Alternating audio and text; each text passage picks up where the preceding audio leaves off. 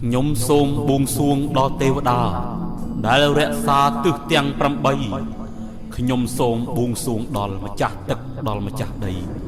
រក្សាភពផែនដែនកម្ពុជាខ្ញុំសូមបួងសួងដល់បុព្វបុរសខ្មែរដែលលោកពូកែខាងសឹកសង្គ្រាមសូមលោកសន្ធិដ្ឋដល់កងទាហានតតាំងឃ្លានពៀនជាមួយសត្រូវខ្ញុំសូមសូត្រដាស់ដល់អធិនខ្មែរដាស់ឲ្យពូកែមានឫទ្ធិបារមីអធិនដែលមាននៅប្រាសាទតាក្របីតាមន់ផងក្តីឲ្យតើនឡើងយន់ខ្មែរដែលចាលើខ្លួនទាហានសូត្រហើយសូមបានដែលជះបារមីអ៊ីម៉ាំងដាស់កឹងដាស់កាំងដាស់ព្រះយន់គាថារាំងអធិដ្ឋាមិឧទ្ធាំងអធោអ្នកមោពុទ្ធិយៈកខៈកខៈងៈលេខយន់អក្សរអក្សរខ្មែរសូមឲ្យពូកែឈ្នះខ្មាំងសត្រូវគ្រប់ពេលរៀងទៅរហូតអើយ